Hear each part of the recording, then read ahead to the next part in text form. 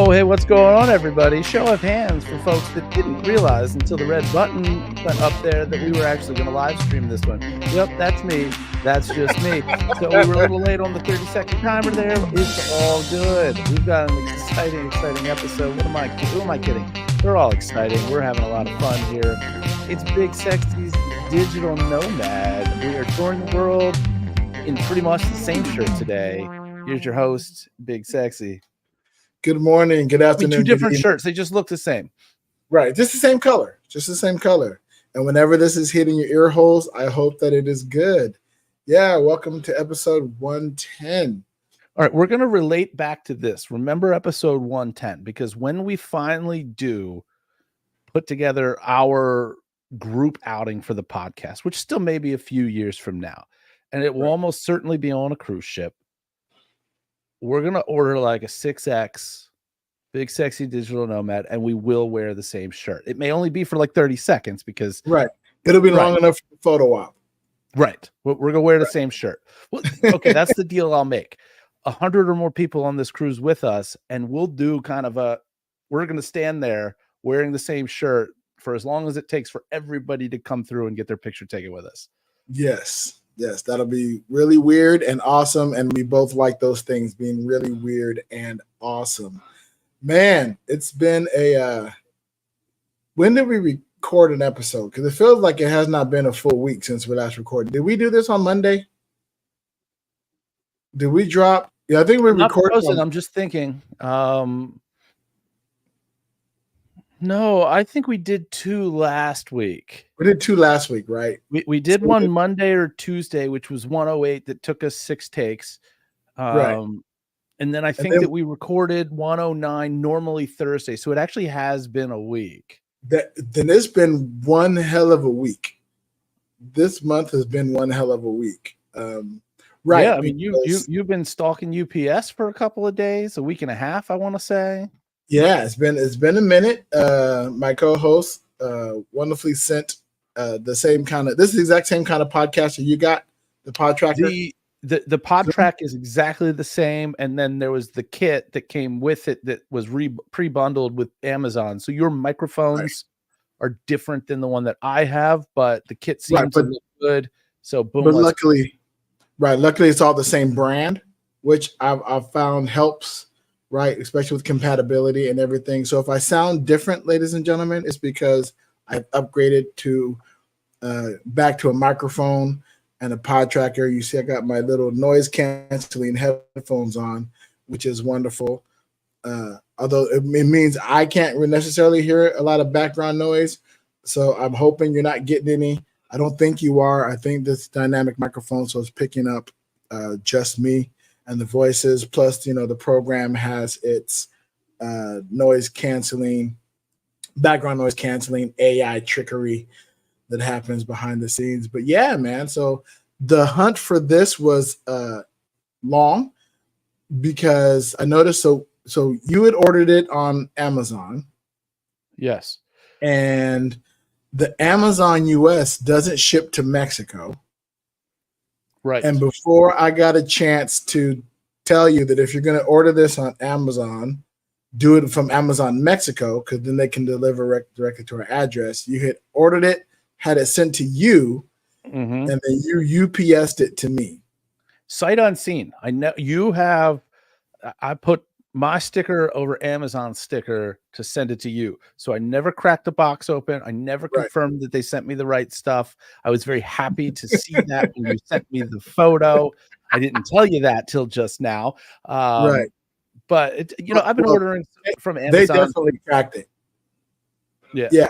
And I know they cracked it because the Pod Tracker, not the Pod Track, but the Pod Tracker manual, manual was outside of the box. Oh, you mean Customs cracked it open? Customs cracked it open. Yeah. When I say they, I mean Customs. Somebody cracked it open. Yeah. Checked everything and then put it back together and sent it on its way. Of course, I had to pay the extra customs, which is fine. How bad was that? It was only like $40 or something like that. Okay. So, I mean, not terribly horrible. But, whatever. Paid it. and then notice that the address on the tracking only had the city name of Soledad, Quinta QR, Mexico, right? So I'm in Playa del Carmen, which is in Soledad, Quintanan Roo, Mexico. But that's all the information it had. It didn't have the name of the apartment complex. It didn't have the name of the street. It didn't have the apartment number. It had no other identifying information. And I said, That's well, definitely put it on maybe I there. just can't see that. You Who know, knows? maybe right. Maybe I just can't see the information and it's there. Then I got a notice saying on the tracking information, because I would track it every single day. Like I left the UPS page up on my laptop and refreshed it every time I sat down in front of my laptop because I didn't want to miss anything. And so then it said delivery unable to be attempted because additional address information required. Cool. So I went on the UPS site and tried to click on the notification, the little warning symbol that they give you on the website. You can't click on that. I eventually had to click on their help chat and type in how do you change the address on and how do I update the address? Well, to update the address, you had to go become a, my UPS member or whatever their thing is called. So I signed up. I thought I already was a member, but I signed up again with my email address and all that information. And then when I clicked on, they say click on the tracking number, go down, click change address, and then a pop-up window will come up, and you should be able to change the address one time. Cool. So I click on change address, and it says you need to become a My UPS member. I am a My UPS member. I'm logged in. Yeah, we went through that part of this. Yeah. So I click on it, and it takes me back and asks me to log in. So I log in again, and then I go back to the tracking number. I click change my address, and it says a pop-up window pops up with the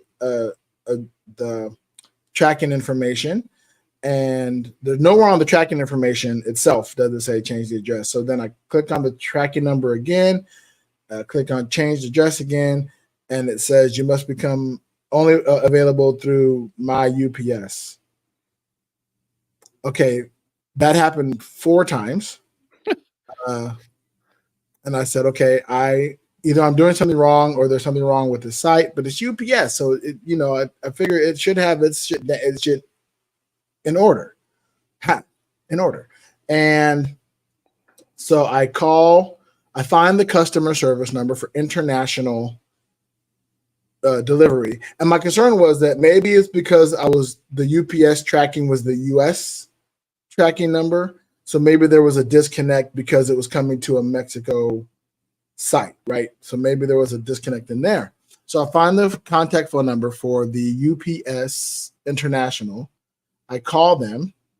I'm online, give them the tracking number. They look it up, the first automated stuff. And then I finally say, speak to an agent, because every automated shit is telling me to do the shit I already did a bunch of times already. Yeah, of course. Right. And so I said, speak to an agent. So I talked to an agent, and they finally, after a lot of who's and ha's, and they said, oh, well, your package is in Cancun at the warehouse.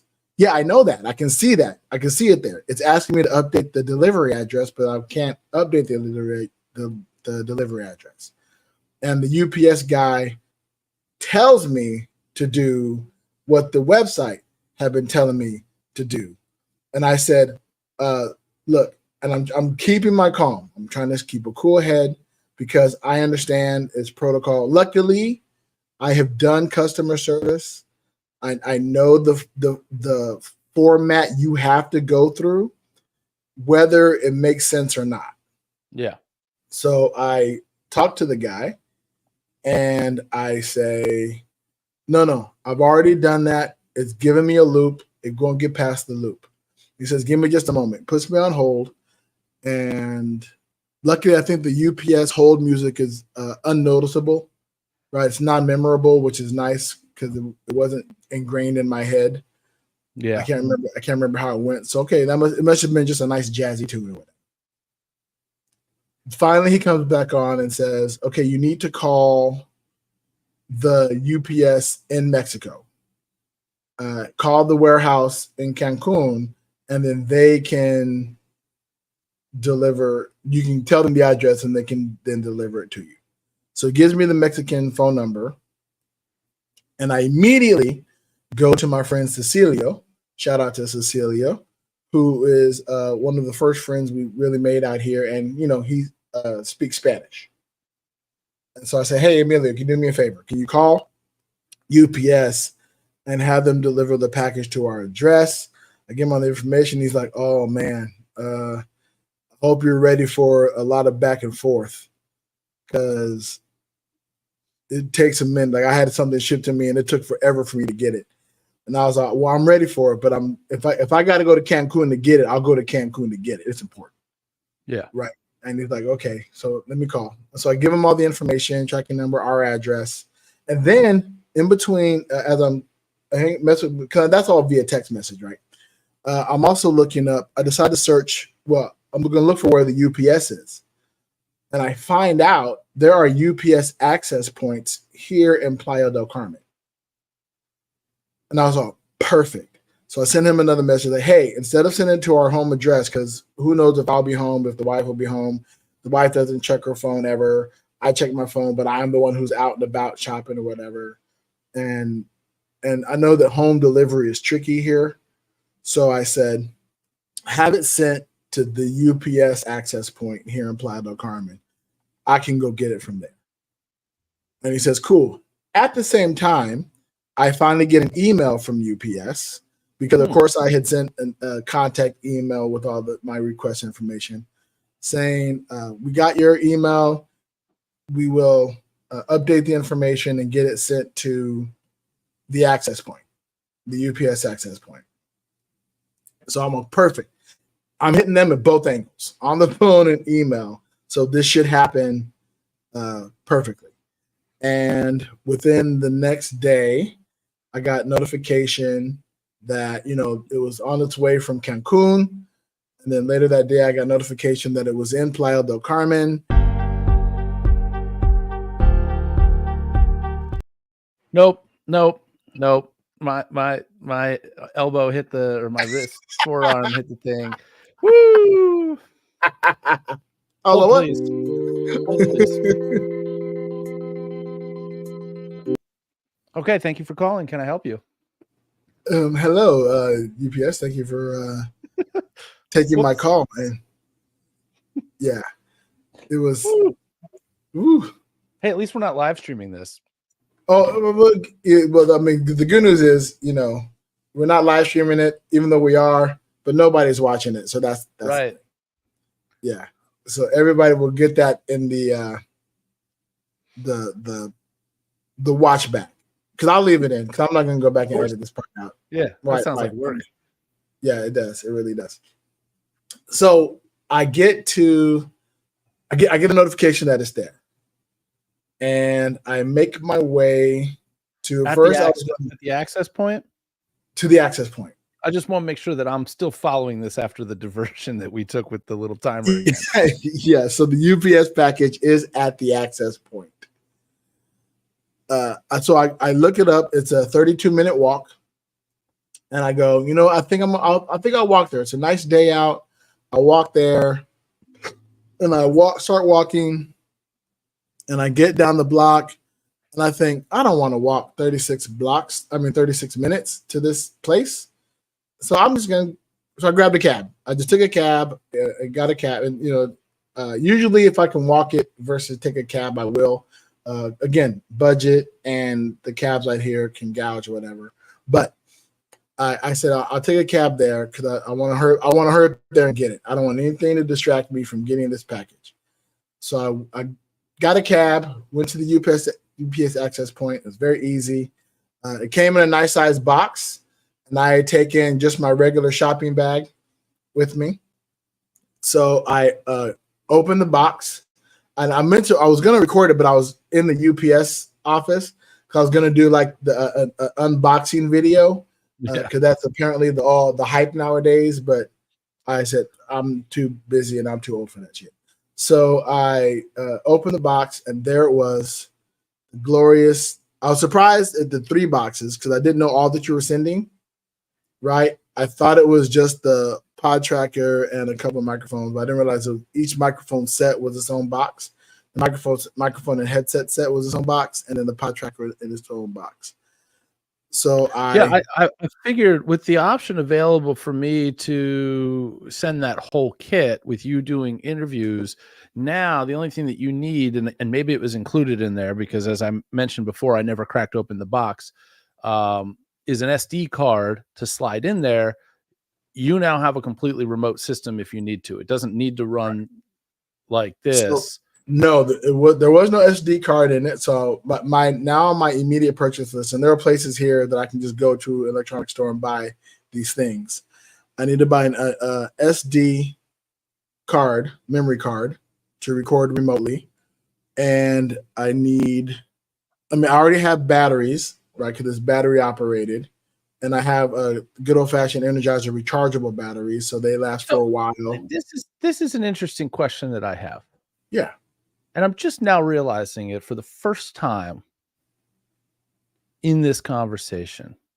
And I'm assuming because I don't recognize him, your friend Joe James is in the chat. What's up, Joe? There is nothing in this world that from country to country is truly universal, except maybe batteries. What else is universal? Like the plugs are different, all sorts of other stuff is different, but are the batteries the same everywhere? I think so. How did we do that and nothing else?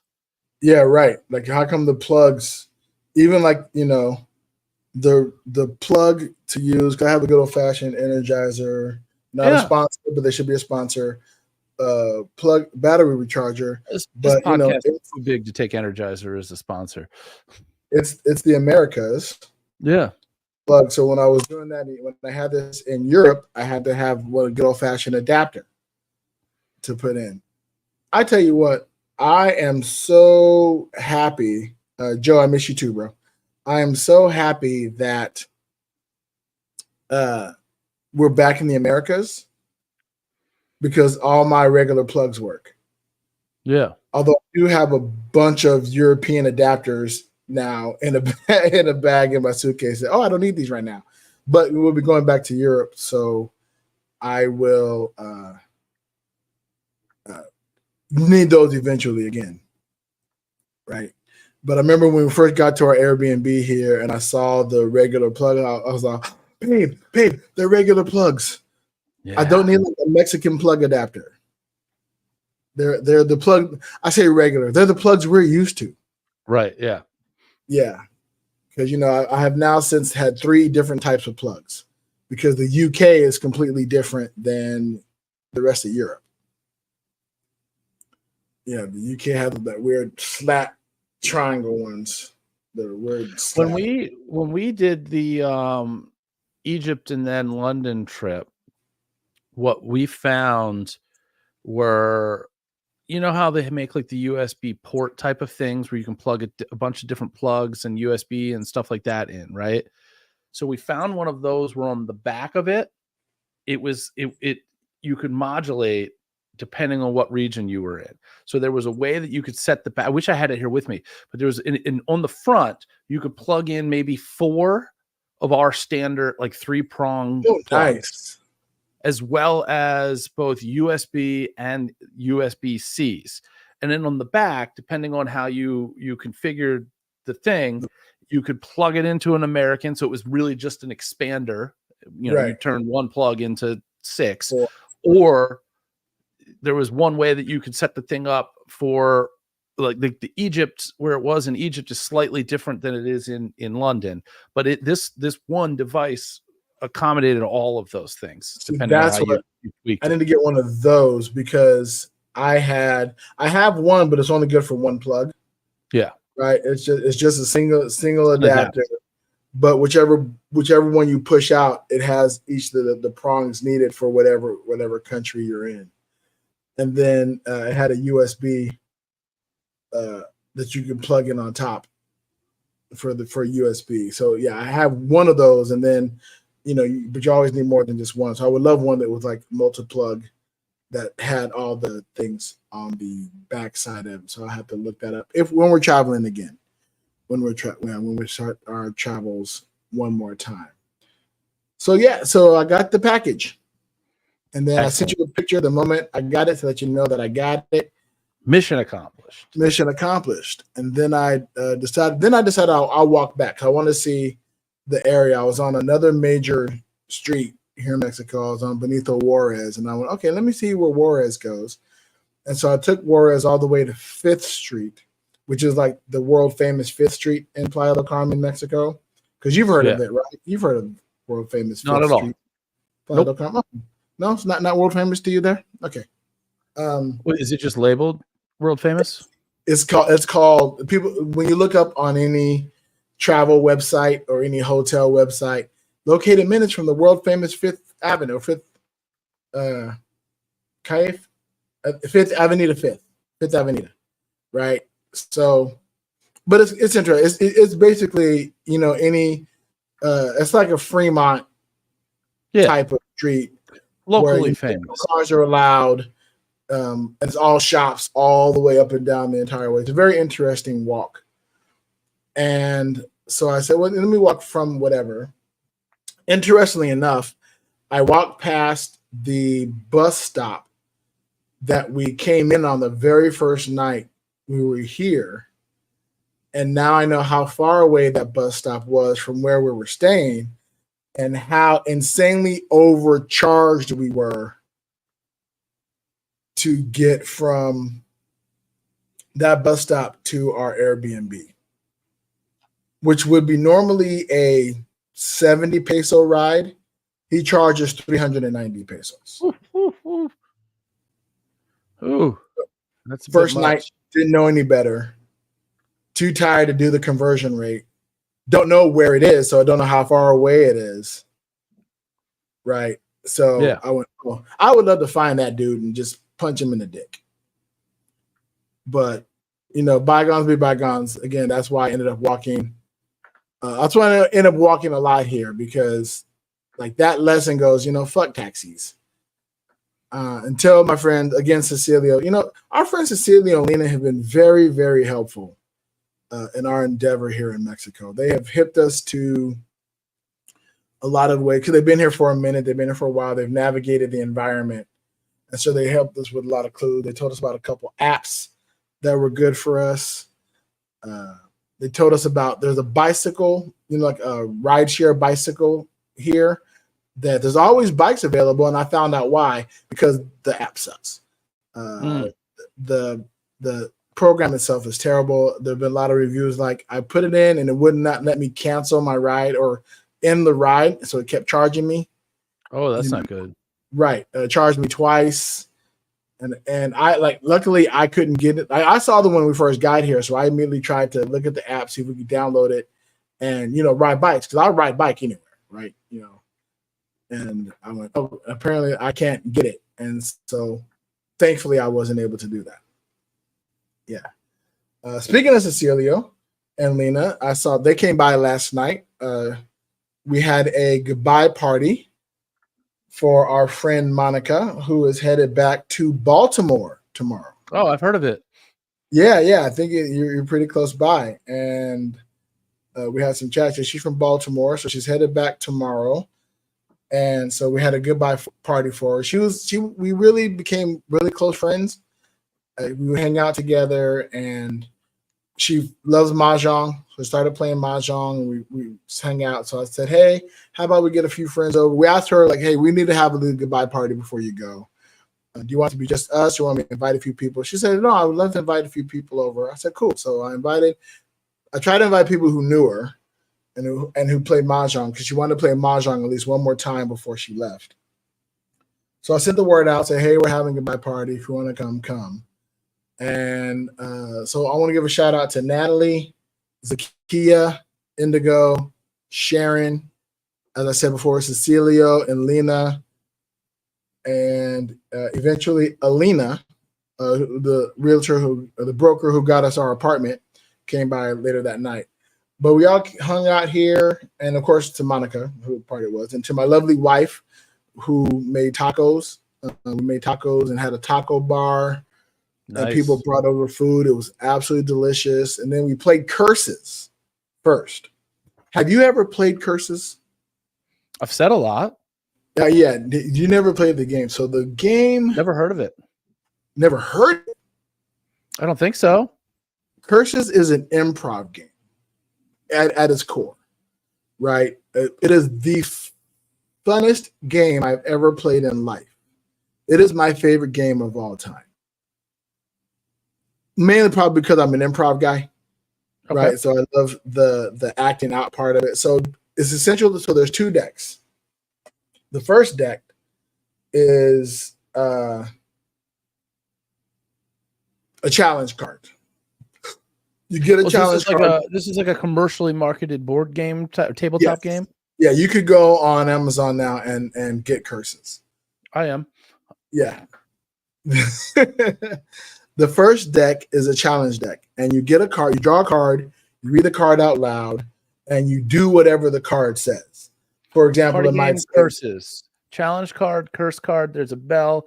It's $25 currently on sale, at least in my algorithm, for $18.95. So adding to cart, then checking to see what I added to my cart the other day. Yep, I want that too. Proceed to check out. Click.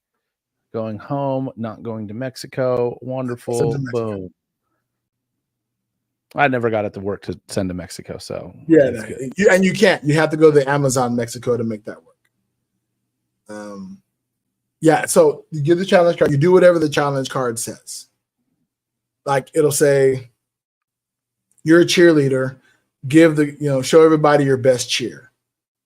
And then you do, sis boom ba rah rah rah, fuck the other team, ha ha ha, whatever, right? And then you draw a curse card, and you read the curse card to yourself, and then you give the curse card to somebody else. And the curse card is something along the lines like, okay, you're a vampire, you now have to talk like Count Dracula, right? Or you're a Count Dracula, you now have to talk like a vampire every time you speak. And then you put that card face down in front of you. And then on the next turn, that card becomes active. And then every time you speak, you have to talk like Count Dracula, no matter what it is. If you don't do it, if you break the curse, right? Somebody can call you out. They ring the bell or they say ding. You broke it's the curse. Like, okay, like you're suffering this ailment, not correct. The profanity. Not you're saying profanity, right? Right. Although you will end up saying profanity because it's hilarious. Of course, it happens, right? You are sitting here, keep going, but you are describing something that if I hadn't already hit order, I would definitely be ordering, because this sounds totally like something where I could crack the box open and be like, all right, we're going to do a hypnosis show, and here it the fuck is. I don't know what it's going to look like. I'm going to shuffle up these cards. We're going to get some volunteers on stage. I'm going to put you in a trance, and then boom, we're going to go. Oh yeah, you, for the rest of the show, you speak like a vampire. Yes. Oh, 100%. 1,000%. Right. I just got a little too messant. Yeah, definitely chubby inducing. I'm just saying. If you break here before the private party, I'm doing a Halloween show at somebody's house, private party up in Philadelphia Saturday night. Will this get here in time for me to pivot and put some of this into my show? The answer, if you have Amazon Prime, it should be in a couple of days. So yeah. Oh yeah, it's telling me that oh gosh, I ordered 2 items. One of them, Curses, is coming Saturday, estimated delivery. So I should have it during the day, and of course it's just going to be flavor that I'm adding to a show that I'm already doing.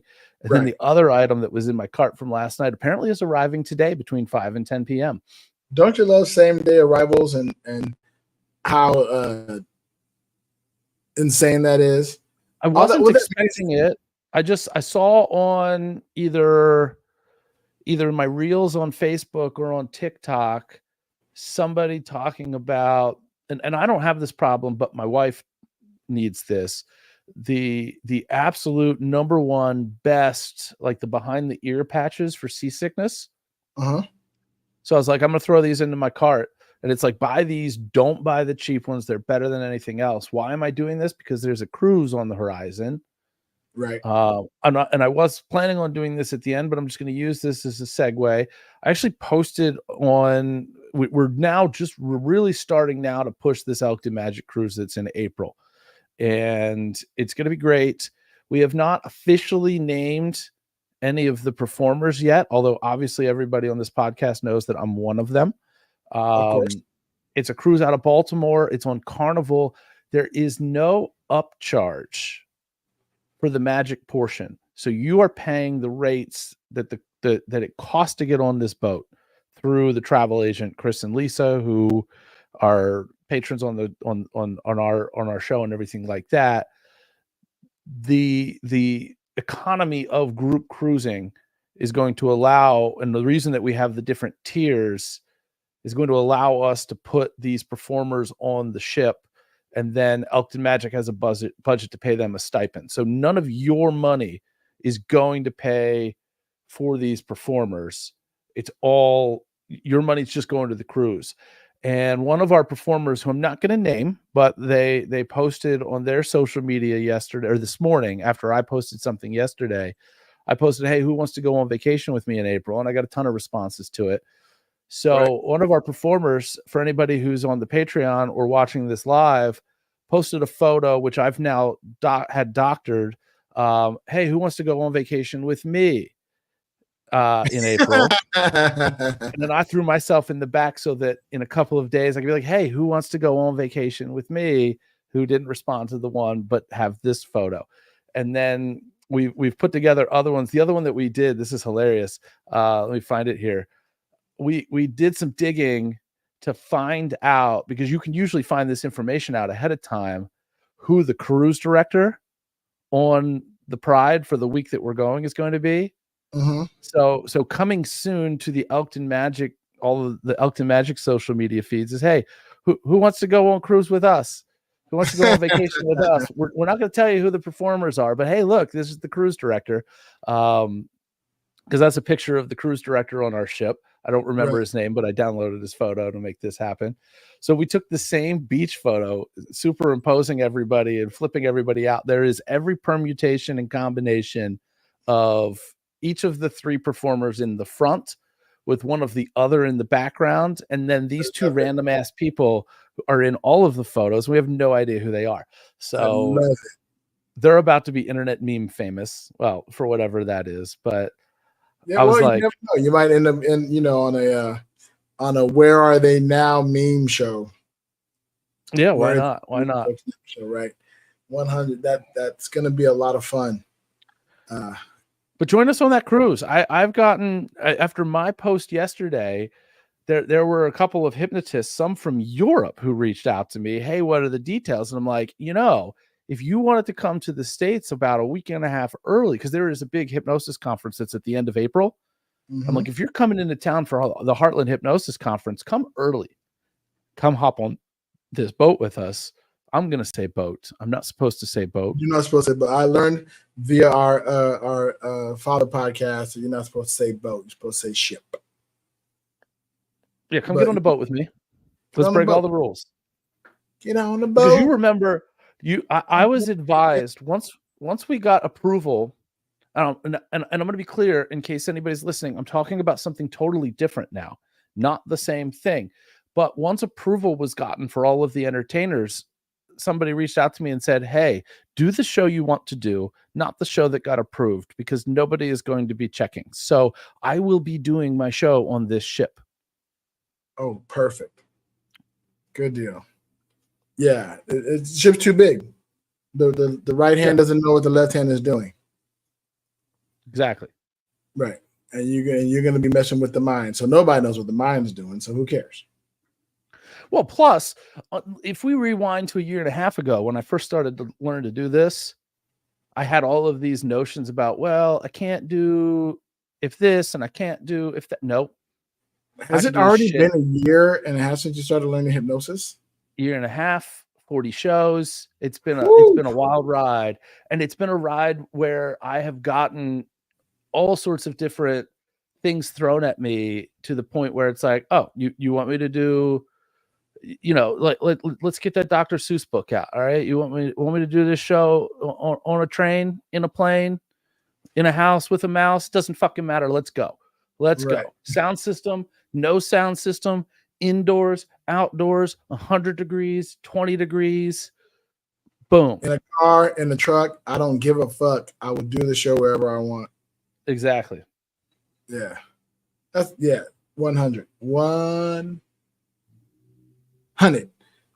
You speak a different language. That was one of the things that I was like, if their natural language isn't English, I don't know if I can do it. Well, now I know I can.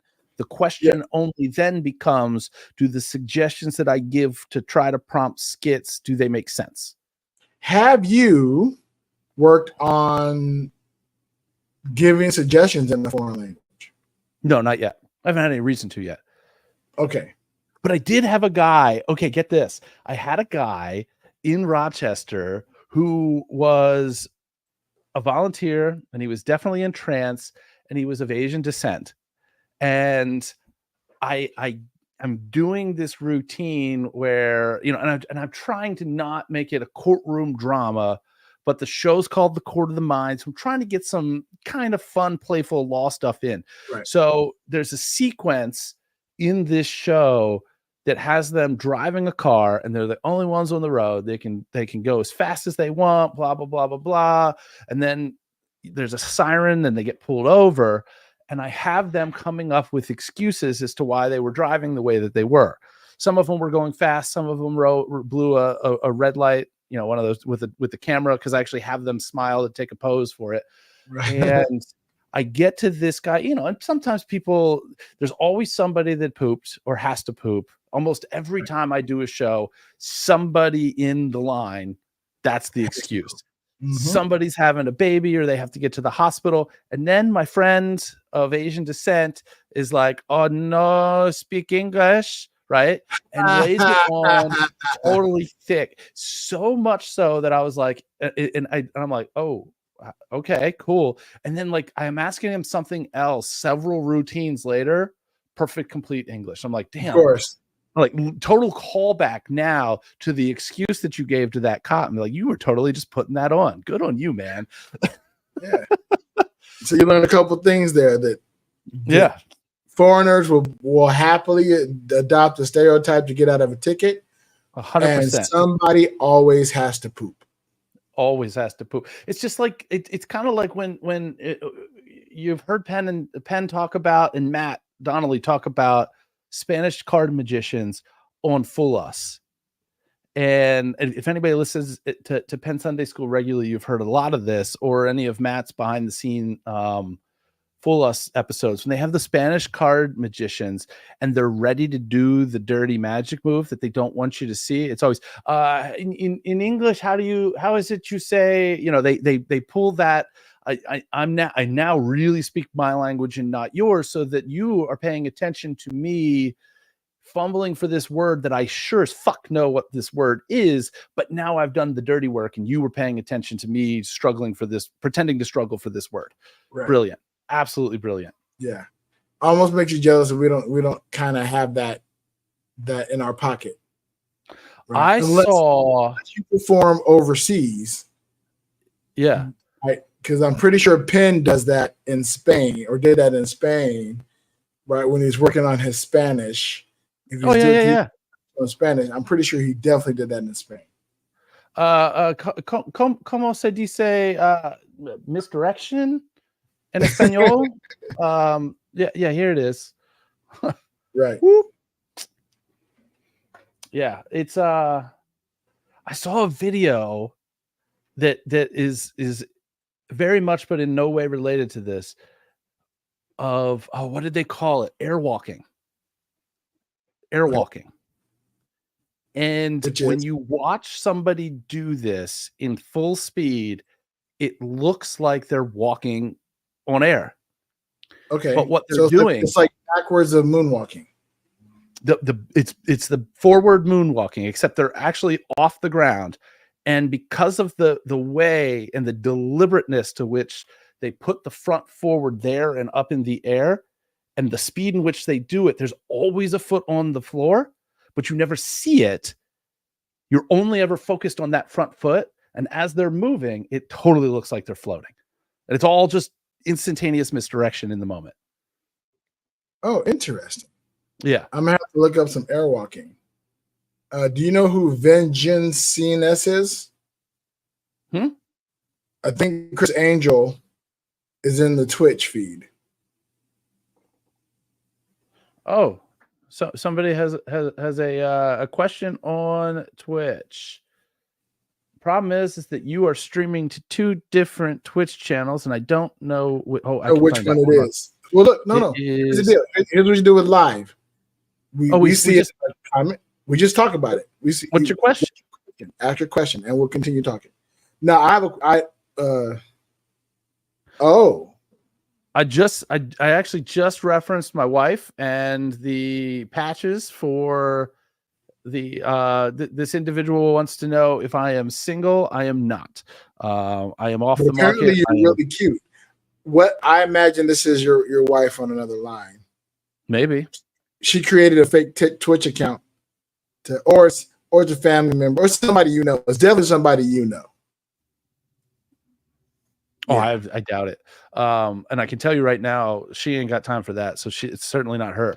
So it's definitely not your wife, but I'm almost positive it would be somebody you know. Well, answer the first question, no. To answer to comment on your second question, of course he's cute. I mean, hell yeah. Look at, you know, I have a face for podcasting. Let's go.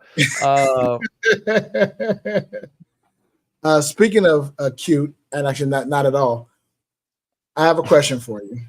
Okay. Speaking of having a question, that's a much better segment. There we Speaking go. Of a question, have you ever eaten a dessert that was so good that your eyes rolled back into your head? Oh, I sure have. When's the last time that happened for you? All right. So I'm full disclosure. There may have been some natural what's the word I'm looking for? Escalators. Okay. To my personality and mood or what have you at the time that this was happening. But we went emotional enhancers. Yeah. We were at one of the Disney restaurants down in Disney World called Sanaa. It's like a Indian African themed restaurant. Okay. And they've got amazing. The food is absolutely amazing. But we ordered a bunch of different desserts, and we normally don't, but for whatever reason, we were in the mood to. I know why we did, because. And you said this was in the Magic Kingdom at Disney World? It was actually. It's in one of the hotels. Oh, so it's not in. I want to say it was the Animal Lodge. Okay. Animal Lodge. It's called Sanaa, and I say NAA. It is in the Animal Kingdom Lodge, and it's one of the, one of their table serve. You should have a reservation for it. Right. And boy, oh boy. And again, I don't know, because we don't often order dessert, but we were certainly in a condition to which it made sense to order dessert that night. And I'm careful with my language because I don't know the legality of what we were doing in the state. Be careful with your language, only because totally legal in Maryland and Nevada and most states. I think probably half the states it's completely legal. Right. At the state level. Not federal yet. Not federal yet. Hopefully after January it'll become federal. That's what I'm hearing could happen. So you were having, what was the dessert? I think the main one was there was definitely like a chocolate cake type of thing, and it was in that moment to die for. Probably otherwise to die for, but yeah. Yeah, the reason I ask is last night, and if you see the name of the podcast here on StreamYard, is Taste the Zemon. Mm-hmm. The dessert was this lemony kind of cream cake pie thingy, right? A lemon dessert. It was very rich and very zesty, and it was so good. It was so good, and it was so good. Our friend Zakia took a bite and says, "Oh man, you can really taste the Zemon." We're like, "What?" Like, yeah, you can really taste the Zemon. I mean, the lemon, and it's so zesty. Oh, so you just created a word? Yeah, zesty lemon. You know, zesty lemon. Zemon. So all night long we're cracking up. Yeah, taste the Zemon. So it was phenomenal. This there's apparently a desserteria here, postres. I think they're called postres. Postre. Postres is dessert, Spanish for dessert. And that has apparently the most amazing cakes and pastries in all of Playa. And I'm purposefully not going because I will lose all my money and I will get fat and probably die in a diabetic coma. Based on the samples that people have brought to Mahjong. Yeah, it's so good. So good. So I'm gonna limit it to like, hey, if anybody's gonna stop by the bakery, pick up some the little apple bites that are absolutely delicious. Just bring those two with you to Mahjong. We'd appreciate that. You know, if you bring it, our rule now is if you bring a dessert, you have to take it home. Yeah, yeah. We're not keeping sugar in our house. You know,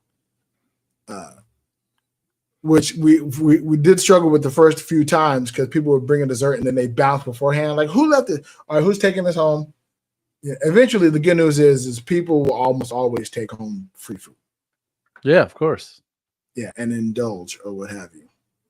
But you got to be careful because sometimes people will come by and leave food because they want to get out of their house. And so then they make it your problem. Right. But so we had a good time last night, is what I'm trying to say. Oh, something else I forgot to mention. I think I did it since if we recorded it the last time and it was Thursday, I have performed. I sang in my first quote unquote band on Sunday morning at a little bar called La Canape. Shout out to La Canape. With my friends Graham and Celine. We called ourselves GCB just because it was Graham, Celine, and Big Sexy. And I did it in reverse alphabetical order. And basically I did it. Graham invited me to it. He's the guitarist. Him and Celine have been working together, so they're together. And then I joined in, so I'm the B on the end. Yeah. But we did some covers, some acoustic covers of songs. And it was really nice. It was a lot of fun. It was in the morning, so I had to get up early that Sunday morning and, do my vocal warm-ups, walk to La Canape. We told the gig was like he put on the flyer the 10:30 to 1. So a good handful of people showed up at like 11:15, 11:30, but we only had 11 songs. So by the time they got there, we were already in the second half of our set. Right. But we may be doing it again. I don't know when or where just yet. But I told Graham I'm down whenever we do it. So it might be this coming Wednesday, he was mentioning maybe. So I'll keep listeners posted. So maybe when you're hearing this, I'll be performing tonight. So if you're in Mexico and you're hearing this, come out to wherever I'm performing tonight. By then, I'll know where that is and what time it is. And come hear some dulcet songs. And we may be able to take requests, but I don't think he's well-versed enough in the guitar to do so. So you need to build something in pre-show. Here? What I mean by this is whether you're up there just entertaining people some other way, something to kill some time so that you're not actually starting at the start time. That way, Correct. most of the songs are still played by the time people actually show up, because I know culturally showing up what we in the States would consider to be late is the norm. It's a little more fluid. And we technically did start later. I was trying to push back. So we started at it was almost 11 when we started. But we should definitely, do some kind of pre-show entertainment. And what I may actually do is, like, some of the songs we do, I've written parodies for. So I may do like a pre-show parody version, right? And have Graham just strum the guitar. So if you do get there early, kind of like when Penn plays jazz. Yeah. Right. If you do get there early, you're going to get a special show that's different from the regular show.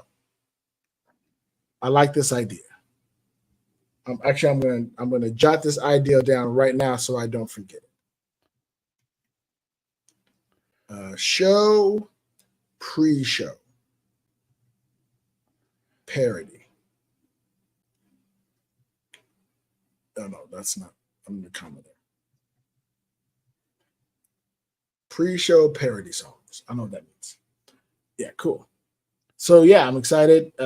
Tonight's Toastmasters. I am the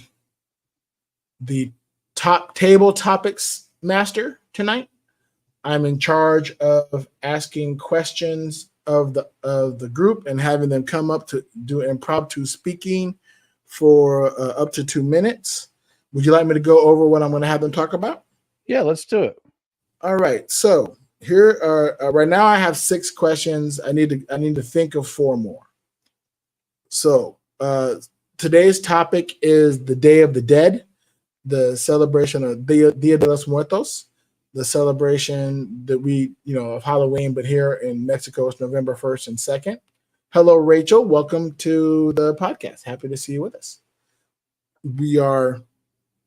So the first question, I say, discuss your favorite costume as a child.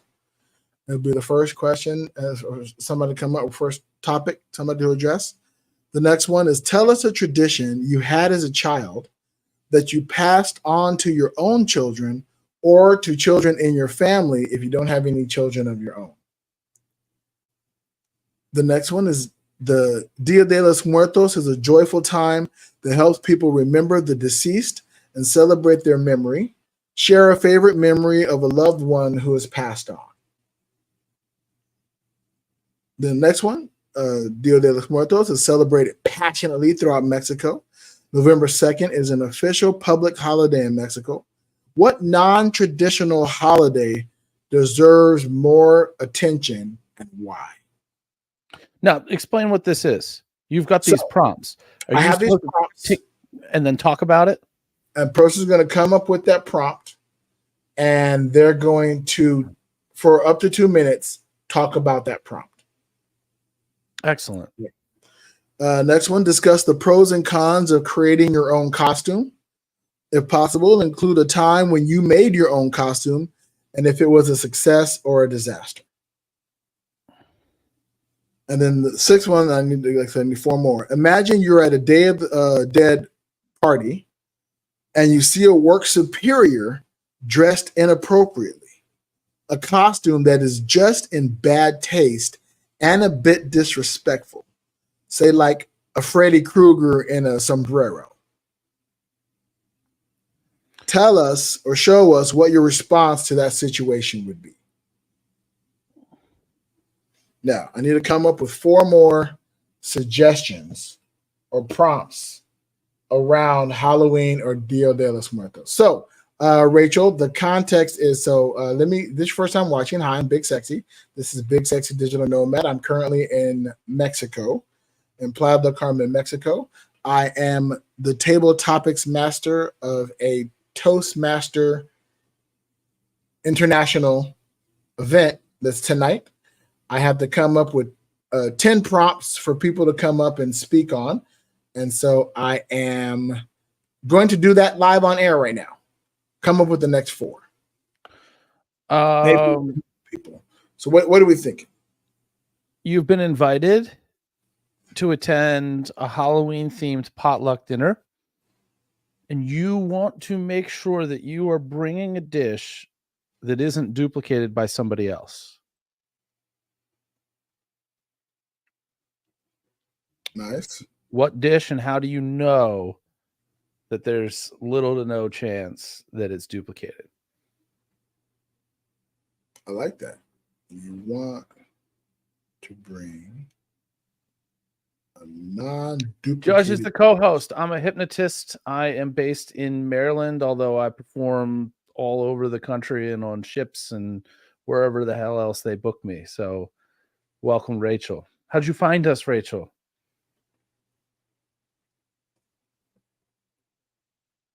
Yeah, Rachel's coming to us from Twitch. Which Twitch stream are you on? Because we're broadcasting on 2 different Twitch streams. I think right now we're just broadcasting on my 2. We're broadcasting on Who is Big Sexy, and just found us by scrolling. Excellent. That is a great way to find us. Welcome to the podcast. Well, check us out, because we don't do every episode that we do live. But if you go to bigsexynomad.com, you will find our stream. We are actually live stream and recording episode 110, Rachel. So if you are interested in shenanigans and travel and performance stories and whatever else we end up talking about, are we on Facebook? We are on Facebook, right? We have a Big Sexy. You can search Big Sexy Digital Nomad on Facebook, and you can see our page there. We're on Instagram, TikTok, I think. YouTube. We're definitely on YouTube. All of the audio version of this every Wednesday and most Saturdays drops on pretty much Spotify, every Apple Podcast, iHeartRadio, all the things. Yeah, all of it. So yeah, welcome. All right, that's good. And I can come up. We're running to near the end, so I don't want to. Right, yeah. Blast past this, but that's a good one. That gives me some good ideas of where to go from there as well. Awesome. Well, speaking of things that I have to do tonight, what do you got? Any upcoming shows? Any public shows before next year? I don't have any public shows for the rest of the year. It's holiday season, so I've got I'm assuming, we didn't talk much about this, but it's a Halloween party that somebody's got me booked for this weekend in Philadelphia. So a lot of those, and then the corporate, a lot of holiday parties coming up through the next couple of months. I just got a super exciting looking lead for somebody in November. They're hosting a pajamas and prosecco birthday party. Ooh, you got booked for that? And well, it's a lead. I have to follow up with it as soon as we drop out of here. Definitely do that. And it really, the whole thing says, I thought about renting a party bus, going to a trampoline park, bar hopping, but nothing sounded better than an at-home comedy hypnotist. And I'm like, let's go. This sounds super exciting. That's amazing. Yeah. Next week, I have to tell you about. I have found there'll be some Halloween themed sex parties here in Mexico. Me and the wife are talking about possibly checking one out. We'll see. So I may have an update on that next week. Hola from Sexico. Yeah, you're right. Sexico in Mexico. So we'll inform you of that. But in the meantime, if you have any questions or a story about travel or anything like that, be sure to go to send us an email at bigsexynomad@gmail.com. We love to hear travel stories. We love to hear adventures around the world.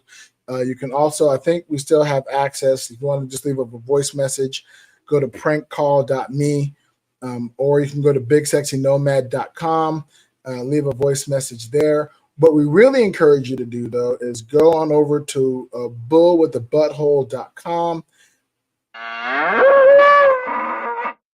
and join our Patreon over there. You can subscribe to our Patreon for free. With a new listener, it makes me realize how ridiculously out of context this sounds. There's an inside joke, and I'm specifically saying this for Rachel.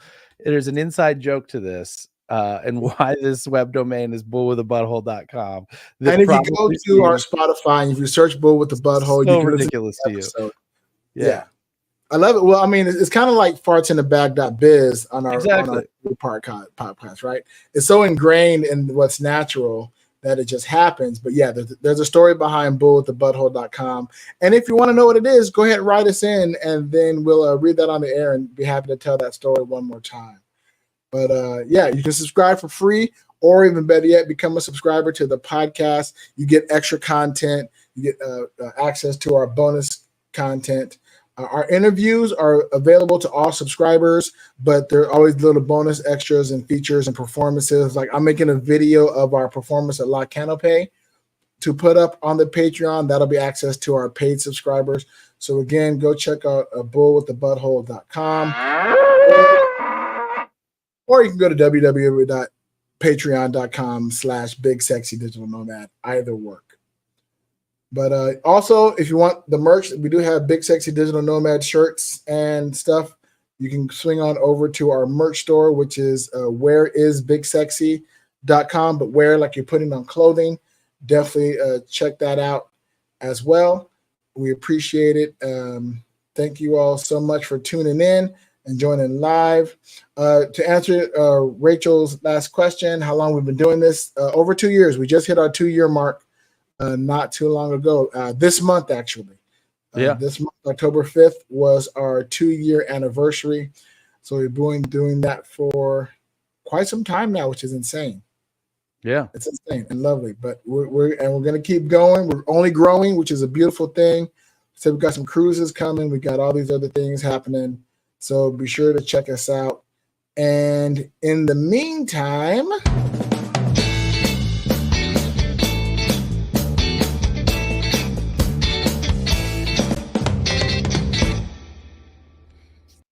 safe travels.